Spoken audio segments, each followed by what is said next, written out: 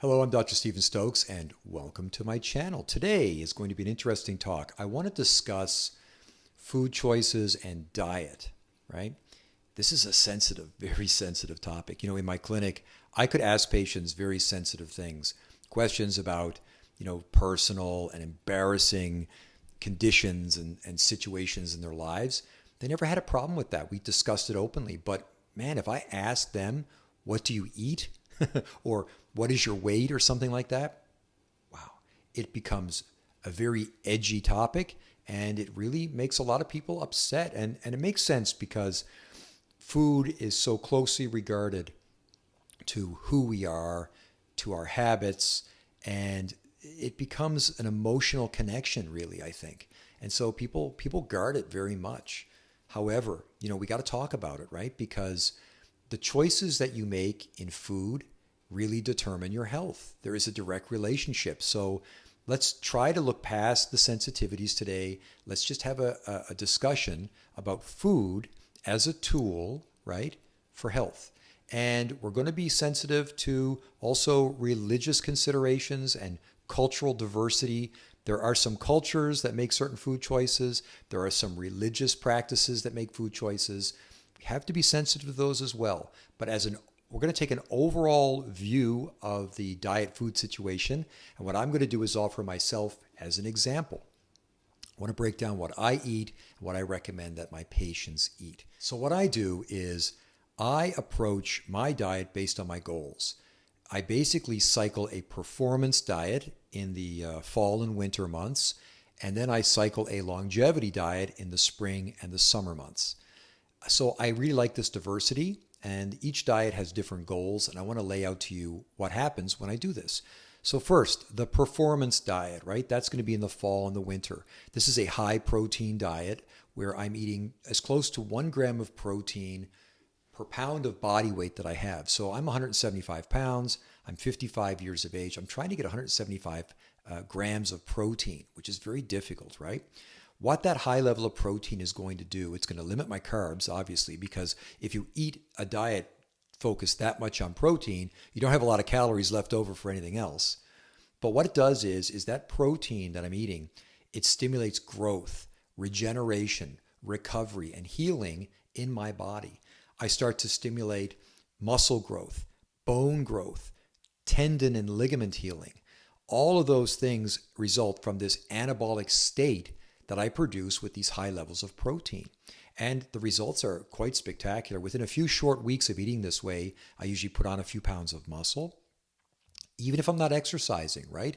Everything just feels tighter. I get stronger, and I can feel things healing, right? So, that injury to my ankle that's been bugging me for the last 3 months, all of a sudden it starts to feel less painful. It's really incredible when this happens. And so the first thing people will say is, well, that's amazing. Why don't we eat that way all the time? Well, there's a reason for that. And that's based on the adage that a candle that burns twice as bright burns half as long. And so the problem is when we're eating these high amounts of protein, we're also stimulating pathways like mTOR. And these are pathways that have been shown to lead to a decrease lifespan in human beings. It's pretty scary, right? So the idea is that if we're eating these high levels of protein, we're going to use up our life force a bit faster. And it makes sense because, first of all, eating that high level of protein, it produces a lot more waste products. So our kidneys and our liver have to process these waste products, and that takes a toll on us. But also, we're influencing a lot of growth and regeneration, so the cells have to turn over more frequently. And there is a theory that the cells in your body only have a maximum number of turnovers, right? They can only divide a maximum number of times, and then they begin to get diseased and they essentially die. So with those things in mind, it's probably not ideal to be always in this growth phase. However, when you're in it, if you exercise using resistance training, for example, use some exercise bands, or I like to lift a little bit of weight. If you're doing that additional exercise when you're already in that anabolic state, you're going to reap even more benefits. It is hard to get that amount of protein. And so what I do is I'll supplement my diet with protein shakes a lot of the times. I like SP Balance. It's got 17 grams of of whole plant, whole food nutrition per shake. And so I like to use those as well to meet those higher protein goals. Also the SP Balanced Protein Shakes, they have some herbs and some other formulations in there that help my liver and my kidneys. Because remember, the liver and the kidneys are going to be getting a lot more stress with this high protein intake. Unfortunately, with the higher animal proteins, we also get higher saturated fats. Cholesterol goes up. Like I mentioned, homocysteine goes up. So the SP Balance Shake, I don't know, it just sort of gives me that assurance that at least I'm trying to minimize the damage to my kidneys and my liver during the high protein performance phase.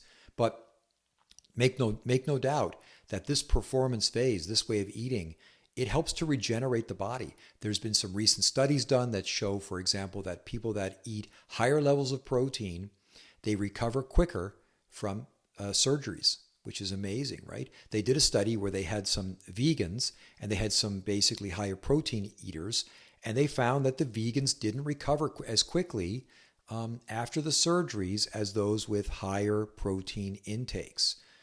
I mean, that's undeniable. So there is some benefit to these higher protein diets, but in my opinion, you just don't want to be in that state, 12 months a year, which brings me to the second phase, the longevity diet. And I go to this longevity diet then in the spring and in the summer months, and it's essentially a vegan diet, right? No animal products, no eggs, no fish, no chicken, no beef, no milk, no animal products at all, right? Which is going to dramatically lower my saturated fats, and it's going to dramatically increase the amount of plants and fruits that I'm eating. Those plants, they have these phytonutrients in them, right?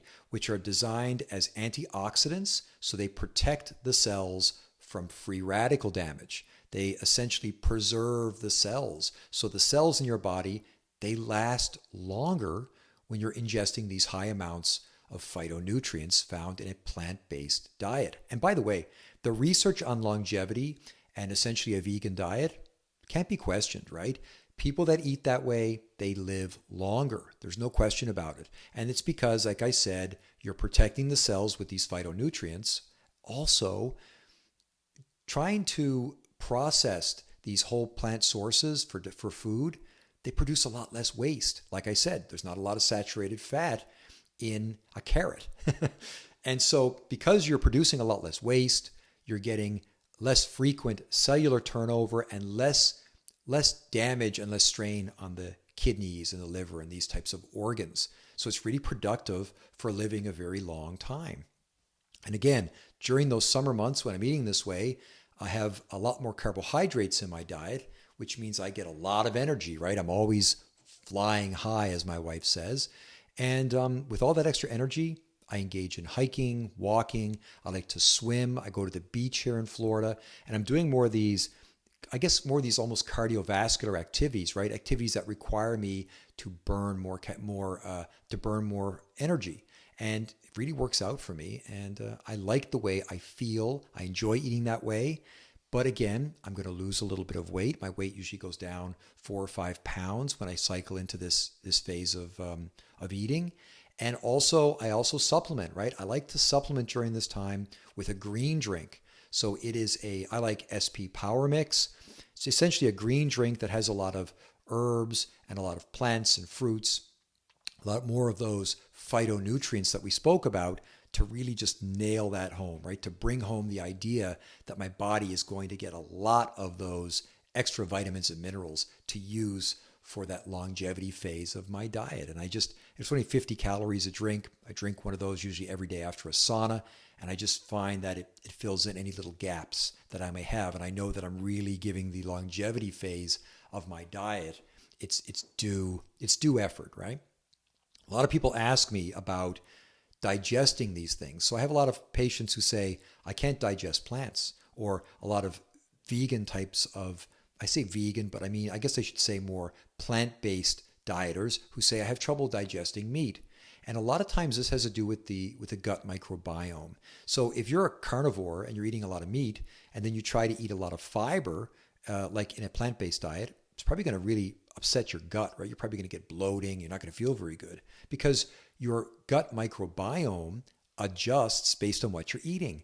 So if you're eating all red meat and you're not eating any carrots, then your bacteria in your body has adjusted for that. And the population of that bacteria has become less diversified, and it's become more specialized on meats and animal products. If you start to eat a little bit of meat and you're used to eating plants, it's the same problem, right? They require a different mojo, right, to digest. And so if this is a problem for you, I recommend that you take something called GI Stability. This is a human milk oleosaccharide. It's essentially a non-digestible starch that comes from breast milk. You ingest these wafers. You take 2 of these wafers a few times a day. It goes through your system, doesn't break down until it gets to the colon area, where it is used by the bacteria in the colon. The beneficial bacteria, they use it as food.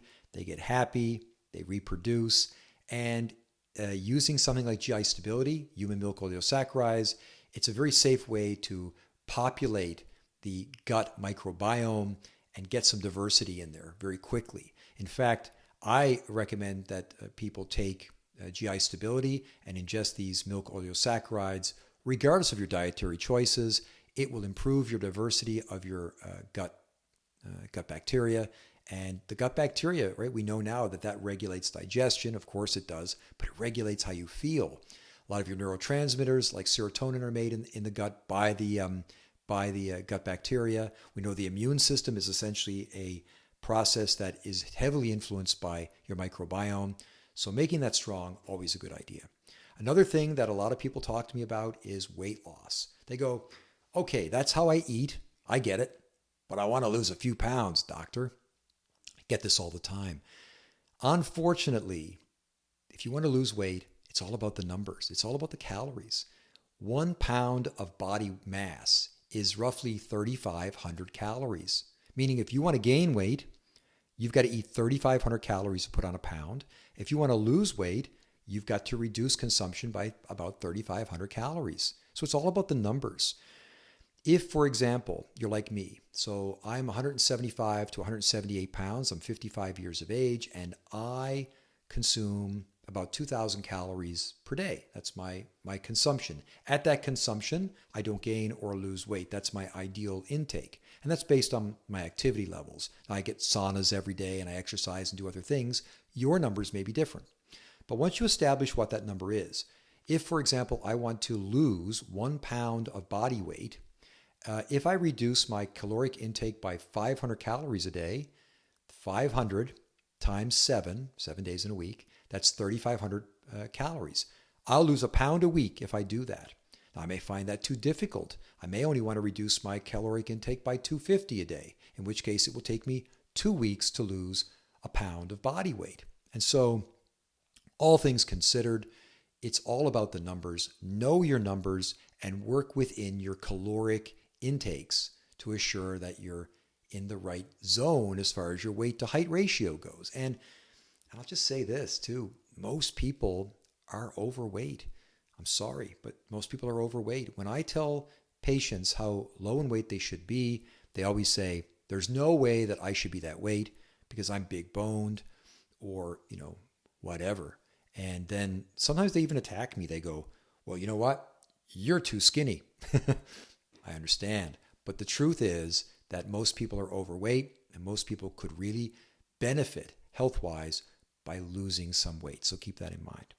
Finally, I would like to end the discussion by going back and talking about eating animals. And this is really a tough topic because if you've been to a slaughterhouse like I have, it's horrific. When you see how these animals are processed, it really is a nightmare, right? And unfortunately today, a lot of animals are really unethically processed. They suffer a great deal. They're pumped full of drugs. They're pumped full of dyes. They are contaminated with disease, bacteria, viruses, toxins. They're so stressed out when they're slaughtered that when we ingest their meat as a food source, we are essentially ingesting their suffering. And people say, well, that's awful esoteric. I don't believe that. Let me rephrase that. you're eating meat that was super saturated in stress hormones, in cortisol and things like that. And if that meat has been cleansed of those hormones, then it's been cleansed by using things like bleach and toxic chemicals. So either way, right, you're not getting a good deal if you're eating these animals. And of course, you're not helping the animal by supporting that industry. What I recommend is make choices based on where you currently are with how you think about things.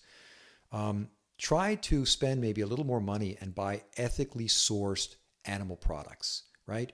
Pasture raised, grass fed, organic.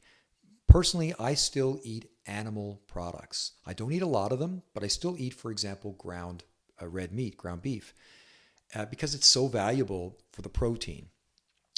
But I buy it locally here in Florida. I've been to the farms. I've seen the animals. I know how they're processed.